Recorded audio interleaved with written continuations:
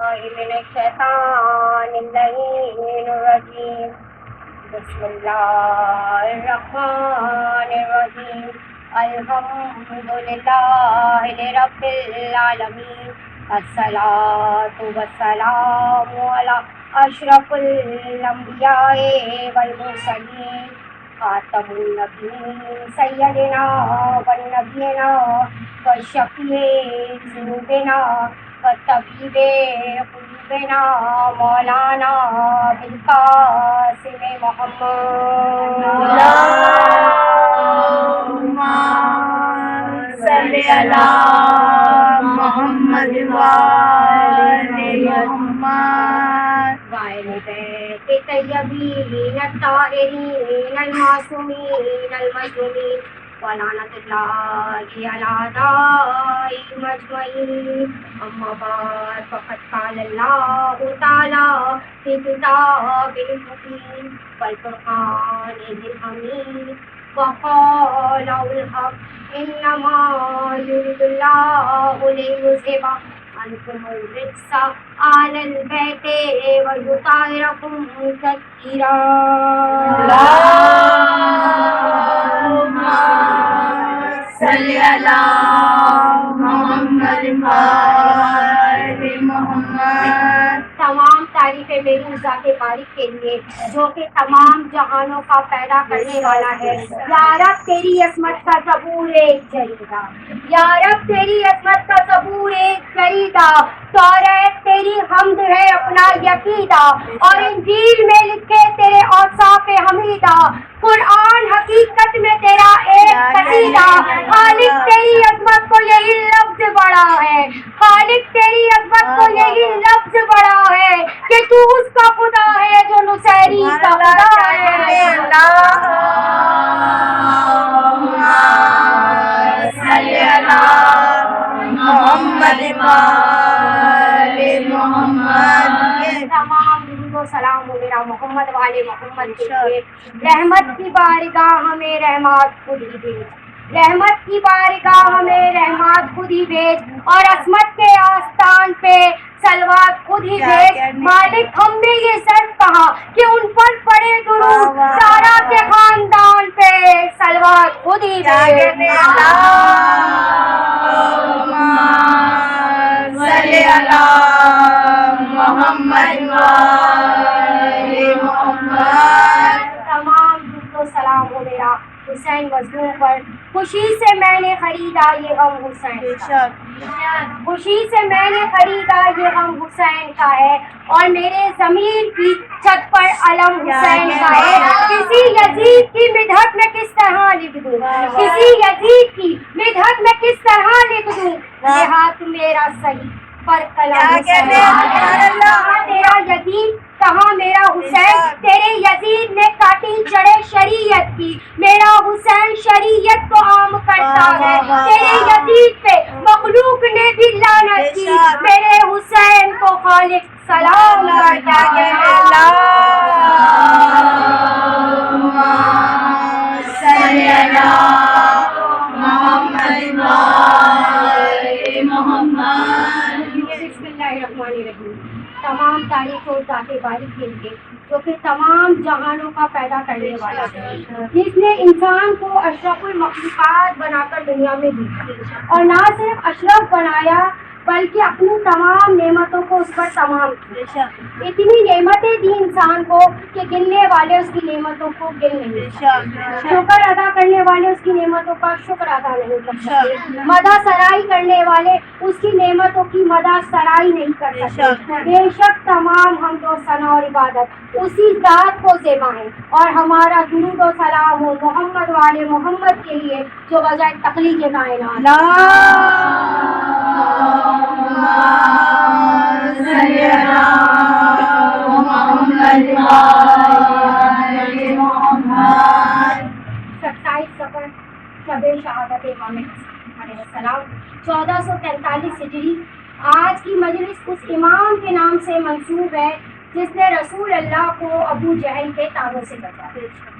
آج کی مجلس اس امام کے نام سے منسوب ہے جو امام حسین علیہ السلام کا بھی امام. آج کی مجلس اس بادشاہ کے نام سے منسوب ہے جو سخی عباس بادشاہ کا بھی استاد فرش عزائم حسین امام حسن علیہ السلام کا بچھایا گیا ہے. تو ذکر بھی امام حسن علیہ السلام کا ہی پڑھوں گی. سخن وروں پہ بھی کر کر کے دین سنتے ہیں, سخن وروں پہ بھی کر کر کے دین سنتے ہیں, وہ چوم چوم کے بھائی کا زین سنتے ہیں. اور یہ میرے وقت کی حد ہے کہ برسرے ممبر, یہ میرے وقت کی حد ہے کہ برسرے ممبر حسن کا ذکر پڑھوں تو حسین حسن کا ذکر پڑھوں تو حسین سنتے ہیں. جب رسول نے دین اسلام کی تبلیغ کی اور مکے کے کفاروں کو جمع کیا اور کہا کہ دین پر ایمان لے آؤ, اللہ کو ایک مانو, تو تمام کفار نے کہا کہ ہم کیسے تمہارے اللہ پر یقین کریں, محمد تمہارے اللہ پر کیسے یقین کرے, تمہارا تو کوئی والی و وارث ہی نہیں ہے. آج تم ہو, تمہارا دین ہے, تمہارا خدا ہے. کل جب تم نہیں رہو گے, نہ تمہارا دین رہے گا, نہ تمہارا خدا رہے گا, تمہارا کوئی والی وارث ہی نہیں, تمہاری کوئی نسل ہی نہیں, کیونکہ تمہاری کوئی اولادیں نہیں رہی. رسول نے جب کفار کی تعریف سنے تو بڑے دکھ ہوا اور گھر آئے. رسول ابھی دکھی تھے کہ جبرائیل امین نازل ہوئے اور کہا کہ وہ کہتا ہے کہ آپ دکھ نہ کریں, ان کو جواب اللہ خود دے گا, ان کو جواب وہ خود دے گا, آپ پریشان نہ ہو. وہ کہتا ہے انا اعطیناک کل کوثر, ہم نے آپ کو کوثر عطا کی ہے, بے شک دشمن آپ کا بے نام و نشان رہے گا, نام قیامت تک آپ کا چلے گا, آپ پریشان نہ ہو. 15 رمضان 3 ہجری 2 مارچ عیسوی بروز جمعرات کو امام حسن سیدہ کے گھر میں نزول قرآن بن کر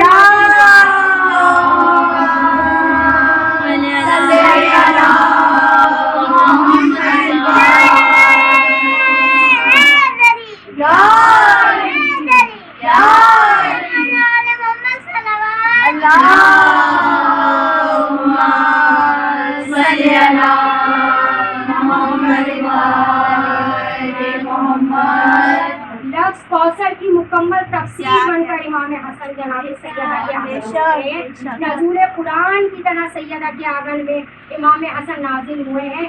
عرش سے اترا ہے وہ شمس امامت بن کر, عرش سے اترا ہے وہ شمس امامت بن کر, اور تو بغض میں سویا رہا غافل کی طرح. ایک اماں کا یہ فرمان پڑھا ہے میں نے, ایک اماں کا یہ فرمان پڑھا ہے میں نے, 2 نمازوں میں وہ اترا ہے نوافل کی طرح. جناب فضا سلام اللہ علیہ روایت کرتی ہے کہ میں نے دیکھا کہ جناب سیدہ نے نماز ظہر اکیلے پڑھی, ظہر سیدہ نے اکیلے پڑھی, اثر ماں اور بیٹے نے مل کر پڑھی.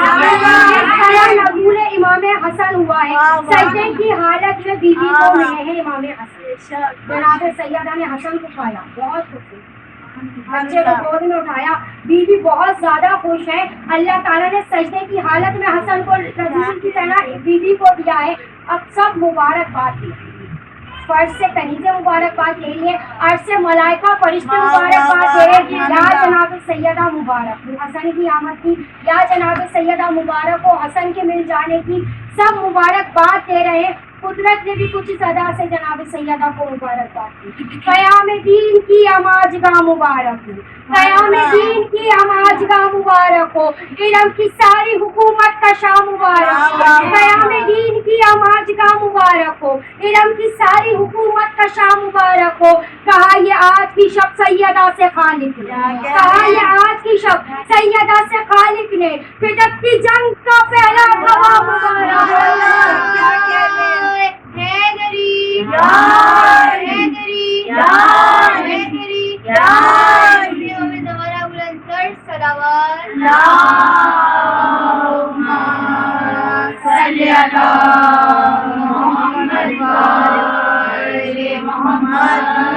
فدق کی جنگ کا پہلا گواہ مبارک. رسول اللہ اور مولا علی گھر آئے.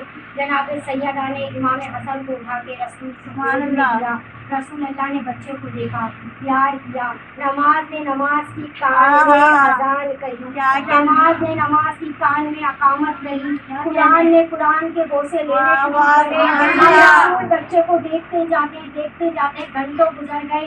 جناب ام ایمن نے کہا یا رسول اللہ, بچے کو تو اس طرح کوئی بھی نہیں, جس طرح آپ بچے کو دیکھے جا رہے ہیں اس طرح تو بچے کو کوئی بھی نہیں دیکھتا. ایسا حسن میں کیا ہے کہ گھنٹوں گزر رہے ہیں آپ کی نگاہیں نہیں ہٹتی. خود ہی کے سارے دکھوں کا علاج دیکھا خود ہی کے سارے دکھوں کا علاج دیکھا ہے. اور کے امر سے وحدت مزاج دیکھا ہے. فلک سے اترا ہے ایک آئینہ محمد کا فلک سے اترا ہے ایک آئینہ محمد کا. نبی نے خود کو بھی جی بھر دیا. رسول نے بچے کو جناب محمد کی گود میں لیا اور رسول جان دی. جناب محمد نے کہا میں بڑی پریشان ہوئی کہ بچے کو آئے اتنی دیر ہو گئی, کسی نے کوئی پہلی غذا نہیں دی, کوئی گٹی نہیں دی, کوئی لعاب نہیں دیا. میں نے سوچا میں رسول سے کہوں کہ یا رسول اللہ حسن کو آئے اتنی دیر ہو چکی ہے, کوئی پہلی غذا تو دے, کوئی گٹی دے, کوئی لعاب دے.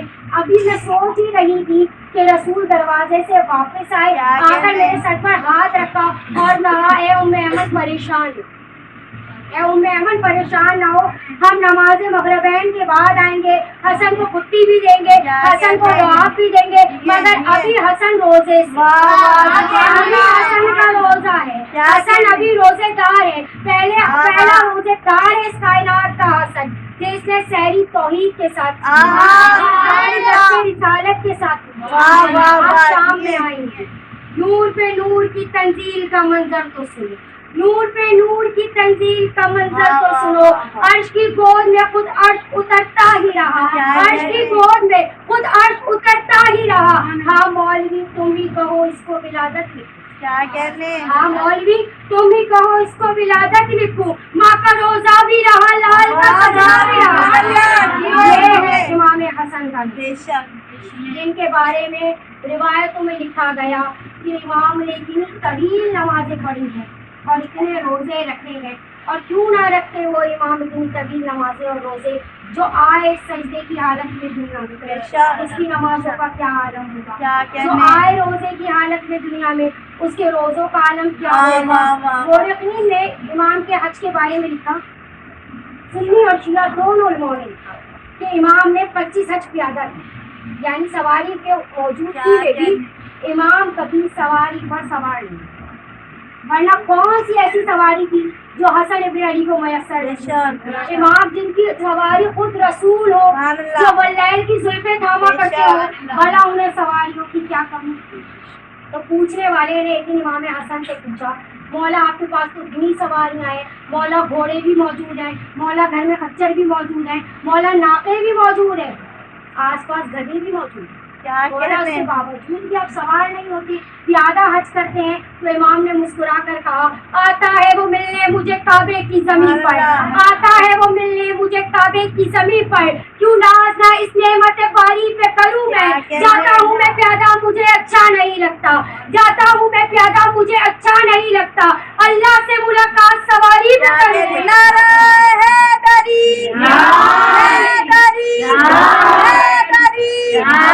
محمد والی محمد بلندر سلامات.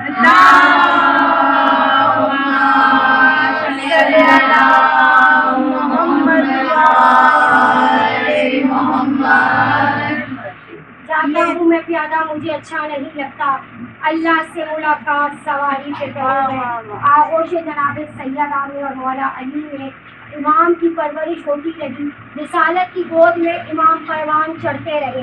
اور رسول کی رحلت کے بعد ایک دن امام حسن بازار سے گزر رہے تھے, کچھ بچے کھیل رہے تھے. امام حسن کو آتے ہوئے دیکھا تو ایک بچے نے امام کو دیکھ کر کوئی گستاخانہ بات کی. امام نے بچے کو دیکھ کر کہا, بھلا تیرا اور میرا کیا مقابلہ, تیرا اور میرا کیا مقابلہ, میں رسول زادہ ہوں, تو غلام زادہ ہے. بس بچے نے یہ سنا, روتا ہوا فوراً اپنے باپ کے پاس گیا. باپ دربار میں تخت پہ بیٹھا ہوا تھا. بچہ روتا ہوا آیا, باپ نے روتے ہوئے بچے کو دیکھا, پوچھا کیوں روتا ہے, میری زندگی میں کیوں روتا ہے. بچے نے کہا, ابا سارا رونا ہی تمہاری زندگی. کہا بھائی کیوں روتا ہے, آخر ایسا کیا ہوا ہے. بچے نے کہا پوچھو کیا نہیں ہوا. باپ نے کہا اچھا بھائی بتا کیا نہیں ہوا. کہا آج حسن ابن علی نے بڑے بازار میں مجھے غلام زادہ کیا. باپ کے پاس تخت تھا, تاج تھا, حکومت تھی, سلطانی تھی, حکمرانی تھی, وزیر تھے, مشیر تھے, کرسی کی ہونا تو یہ چاہیے تھا کہ باپ کہتا اچھا ابھی وزیروں کو بھیجتے ہیں، مشیروں کو بھیجتے ہیں، پولیس کو بھیجتے ہیں، حسن کو گرفتار کراتے ہیں۔ باپ نے جیسے ہی یہ سنا باپ فوراً تخت سے نیچے آیا، بیٹے کا ہاتھ پکڑا، اپنے ہونٹ بیٹے کے کان کے قریب لایا اور پوچھتا ہے کیا واقعی سچی؟ حسن نے خود کہا، بیٹے نے کہا ہاں۔ حسن نے خود کہا۔ باپ دوڑا دوڑا گیا، کاغذ اور قلم لے کر آیا اور کہا کہ جاؤ حسن کے پاس جاؤ، جا کر کہو ابا کہہ رہے ہیں آپ نے جو کچھ کہا ہے وہ اس پر لکھ دیجیے۔ ابا نے کہا ہے مہربانی کرے کرم کرے جو کچھ آپ نے کہا ہے اس کاغذ قلم پر لکھے، جاؤ کہو حسن سے وہ لکھ دے کرم کرے، جاؤ کہو حسن سے وہ لکھ دے کرم کرے، احسان ان کا حسن ہے نیکی سرشت ہے۔ حضرت عمر نے لاڈلے بیٹے سے یہ کہا، حضرت عمر نے لاڈلے بیٹے سے یہ کہا، ارے ابن علی کے ہاتھ کا لکھا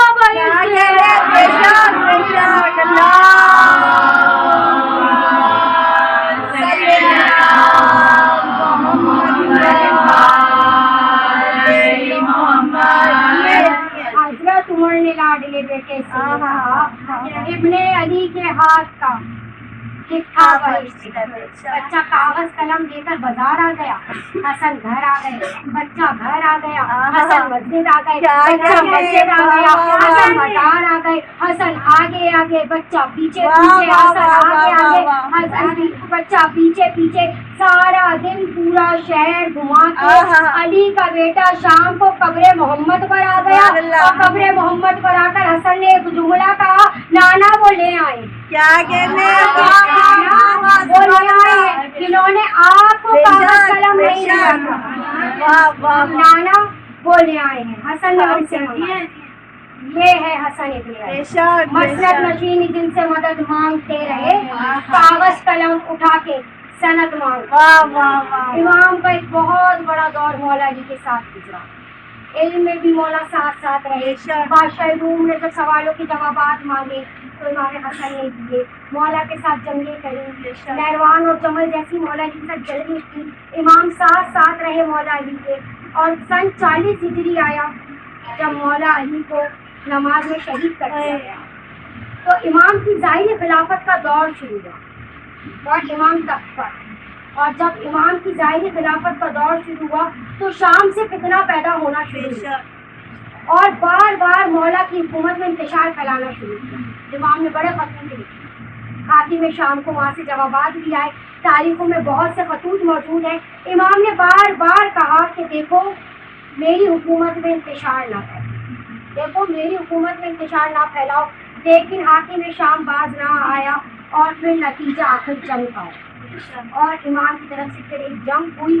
پہلا حملہ ہوا امام کی طرف سے کہ دشمن صلح پر آمادہ ہوا۔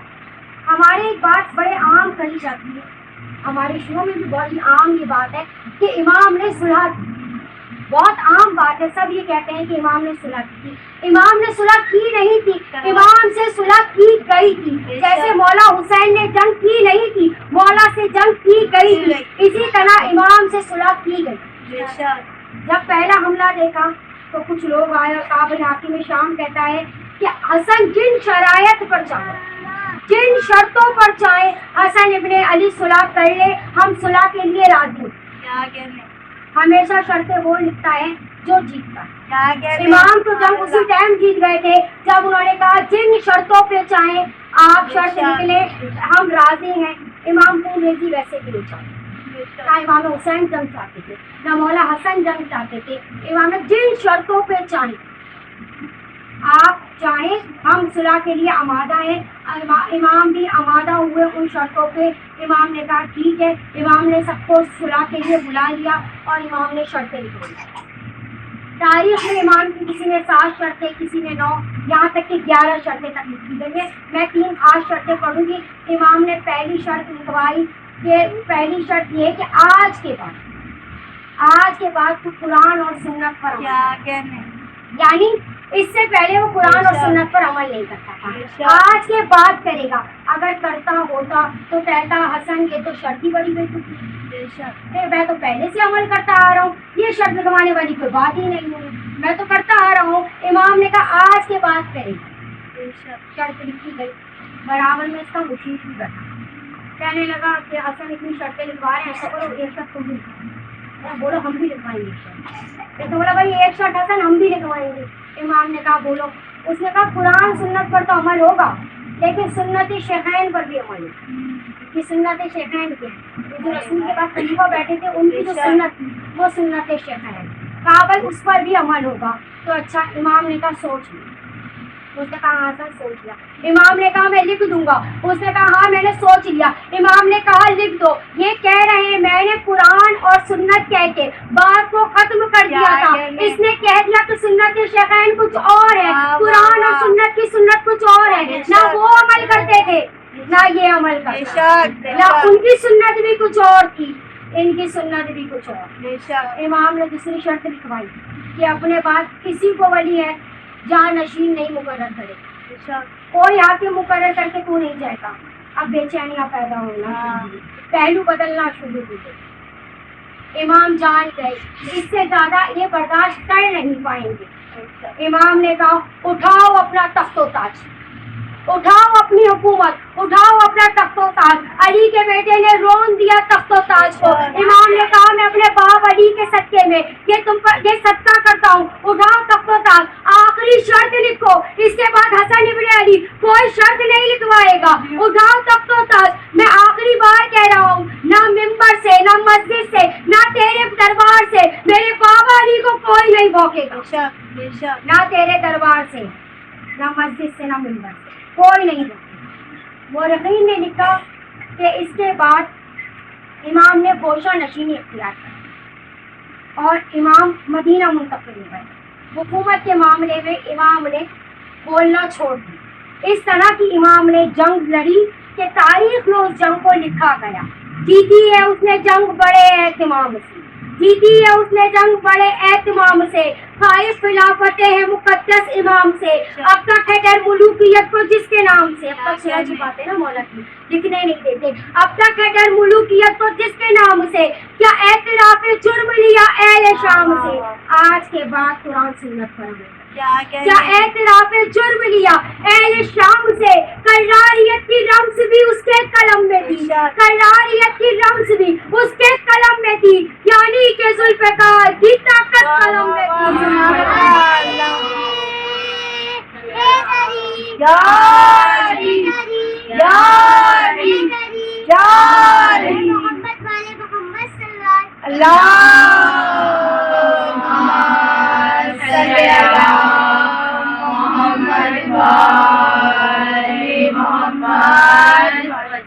امام 6 ماہ کے اندر اپنے آل و عیال کو لے کے بھائیوں کو لے کر امام مدینے آ گئے، لیکن حاکم شام کو سکون جب بھی نہ آیا اور وہ اپنی دشمنی پہ لگا رہا۔ اس نے جادہ بنت اشرف نامی ایک عورت کو خریدا اور اسے درہم و دینار کے لالچ میں اور یزید سے نکاح کے لالچ میں اس نے خریدا اور امام کو زہر پلوایا۔ تاریخ کہتی ہے کہ امام کو 7 بار زہر ملا۔ امام کو جب بھی زہر ملتا امام نانا کے روضے پر آتے اور آ کر کپڑے رسول سے لپٹ جاتے، امام کو افاقہ ہونا شروع ہوتا، امام واپس آتا۔ 7ویں بار اس قدر زہریلا زہر امام کو ملا کہ علامہ مجلسی بہار الانوار میں لکھتے ہیں کہ اگر اس کا ایک قطرہ دریا میں ڈال دیا جاتا تو آگے مخلوقات تڑپ تڑپ کر باہر آتے۔ اگر ایک قطرہ اس کا بھینس کے سر پر لگا دیتے تو بھینس دودھ کی جگہ خون دے گی۔ اگر اس کا ایک قطرہ پانی میں ملا کر ذرات پر چھڑک دیا جاتا تو زمین کے حشرات الارض باہر نکل کر مر جاتے۔ 28 صفر 50 ہجری کی رات ہوئی، جاتا بنت اشرف نے وہ زہر امام کو، امام کی حالت خراب ہونا شروع، کیسی مولا کی طبیعت بگڑی تو وہ رونے لگی۔ امام نے پوچھا تو کیوں روتی ہے؟ تیرا تو کام ہو چکا، تو جو چاہتی تھی وہ ہو چکا۔ تو اس نے کہا کہ مولا میں بڑی شرمندہ ہوں، ابھی کچھ دیر میں آپ کی بہنیں آ جائیں گی، زینب و کلثوم جب پوچھیں گی کہ آپ کا ہاتھ ہی کس نے کیا تو میں کیا جواب دوں گی، میں بڑی شرمندہ ہوں۔ مولا نے کہا اچھا تو پیچھے کے دروازے سے فرار ہو جا۔ کریم ابن کریم امام خلیفہ اپنے قاتل کو فرار کرایا، کہا تو پیچھے سے نکل جا، لیکن جاتے جاتے ایک بات یاد رکھ، نہ تو مافیا تیری شادی عزیز سے کرائے گا اور نہ ہی تجھے تیرے درم و دینار کام آئیں گے، تیری ساری بیماری میں ہی پیسہ لگ جائے گا، تو مجنون ہو کے مرے۔ امام کی حالت خراب ہوئی، امام قبر رسول پر آئے اور آ کر کہا نانا آج مجھے کسی صورت چین نہیں ملتا، نانا آج میری طبیعت بہت خراب ہو رہی ہے، نانا یہ آخری زہر ہے جو حسن کو مل گیا ہے، نانا حسن اس کے بعد نہیں بچیں گے، نانا اگر کل حسن ایک قبر کی جگہ لینے آپ کے پاس آئے تو حسن کو جگہ دے دو گے؟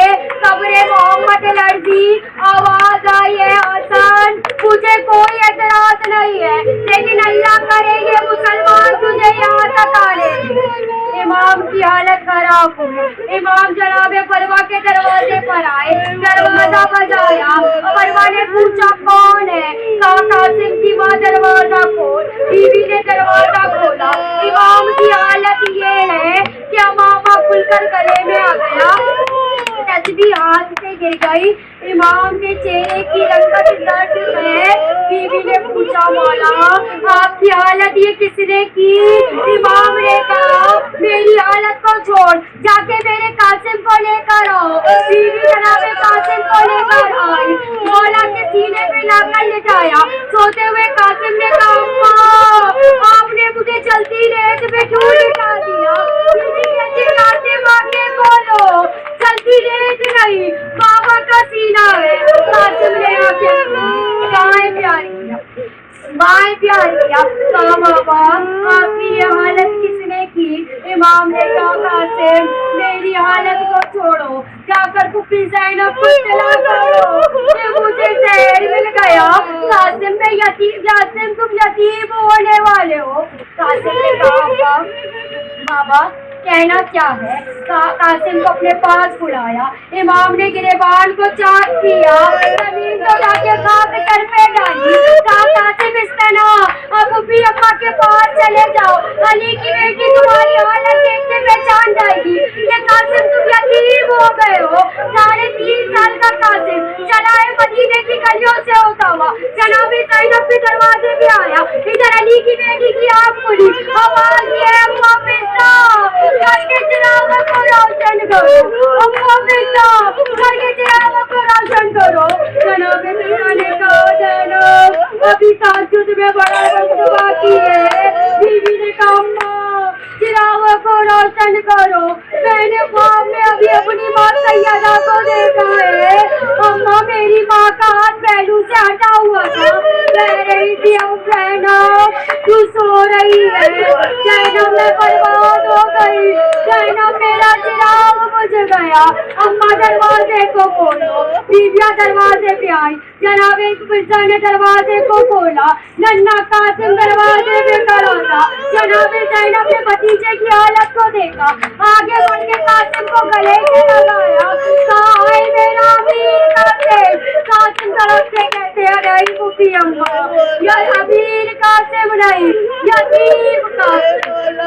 زینب و کلثوم آ گئی حسن کی حویلی میں، ادھر امام حسن کا حال یہ ہے کہ امام کے جگر کے ٹکڑے کٹ کٹ کے تصویریں گرتے ہیں، امام کا حال یہ ہے۔ بیوی نے جو جناب زینب کو آتے دیکھا فوراً تشت کو ڈھکا، جناب پروا کے پاس جناب زینب آئی، کہا بھابھی ڈھکنے کی ضرورت نہیں، میں ہاتھ میں لینے کے لیے آئی۔ امام حسن نے تمام وصیتیں شروع کری اور مولا جب ایک ایک وصیت کر چکے تو امام حسین کی آواز آئی ان للہ و انا الیہ راجعون۔ بھائیوں نے کفن دیا، بھائیوں نے غسل دیا، بڑے شان سے جنازہ اٹھایا، پہلا جنازہ اہل بیت سے اٹھ رہا ہے۔ رسول کا جنازہ گھر میں دفن کیا تھا، بیوی کا جنازہ رات کی تاریکی میں اٹھایا تھا، مولا علی کا جنازہ چھپ کے دفنایا گیا۔ پہلا جنازہ ہے جو اہل بیت میں بڑے اہتمام سے نکالا ہے، بڑی شان سے جنازہ باہر آیا، لے کر امام حسین امام حسن کے جنازے کو آئے ہیں، بازار میں جنازے کو روک دیا گیا۔ कहाँ हुसैन किसका जनाजा है, कहाँ मेरे भाई हसन का जनाजा है, कहाँ लेकर जाते हो, कहाँ कब्र रसूल पे दफनाने लेकर जा रहे हैं, कहाँ रसूल की कब्र, तुम्हारे रसूल की जागीर नहीं, हम नहीं दफनाने देंगे। इमाम हुसैन ने कहा मेरे भाई को दफनाने दो, मैं हुसैन वादा करता हूँ कि बनाना के पहलू में तो क्या पूरे मदीने में तुमसे अपनी कब्र की जगह नहीं मांगूंगा। लेकिन उन्होंने कहा हुसैन अगर एक कदम भी जनाजा आगे बढ़ा तो अच्छा नहीं होगा। बस इमाम ने मौला अब्बास के चेहरे को देखा, मौला अब्बास के चेहरे का रंग बदला, मौला अब्बास के चेहरे का रंग बदल रहा था। छत पे बैठी एक औरत ने सफेद रुमाल का इशारा किया, तीर अंदाज तीरों की बारिश हुई। मौला अब्बास ने जनाजे को जमीन में रखा, दौड़े अब्बास घर की तरफ। इमाम हुसैन की आवाज आई, ए ज़ैनब अब्बास को रोक लो, ए ज़ैनब अब्बास को रोक लो। बीवी ने अब्बास को रोका। अब्बास कहते बीवी बस आज मुझे तलवार दिला दो, मैं जरा मुसलमानों से पूछ कर तो आऊं कि मेरे अमीर का कसूर क्या है। इतनी देर में जनाजा सैने बनु हाशिम में लाके रखा गया। जनाब ज़ैनब ने जनाजे की हालत देखी, इमाम हुसैन के करीब आई, भाई को बोसे देने शुरू करे। कभी इमाम हुसैन के सर पे प्यार करती है, कभी गले पे प्यार करती है, कभी आंखों पे प्यार करती है। बस आखिरी दो जुमले जनाब फिजा ने कहा कि ज़ैनब जनाजे पे तो हसन के तीर लगे हैं, तो प्यार हुसैन को करती हो। बीवी ने कहा अम्मा जब मैं 3 साल की थी तो मैंने अपने नाना रसूल से सुना था कि हसन अमीर है, हुसैन गरीब है, नाना दुनिया से चले गए, मैं समझती नहीं हसन अमीर है, हुसैन गरीब है। मेरी माँ शहीद हो गई, चलता हुआ दरवाजा मेरी माँ पे गिर गया, मैं समझती रही हसन अमीर है, हुसैन गरीब है। मेरे बाप को नमाज में शहीद कर दिया, मैं समझती रही हसन अमीर है, हुसैन गरीब है। हसन को जहर मिल गया, अम्मा मैं समझती रही हसन अमीर है, हुसैन गरीब है। लेकिन अम्मा आज जो मैंने हसन का तीरों वाला जनाजा देखा है, अम्मा मैं सोचती हूँ मुसलमानों ने मेरे अमीर के जनाजे का ये हाल किया है, अल्लाह जाने मेरे गरीब का जनाजा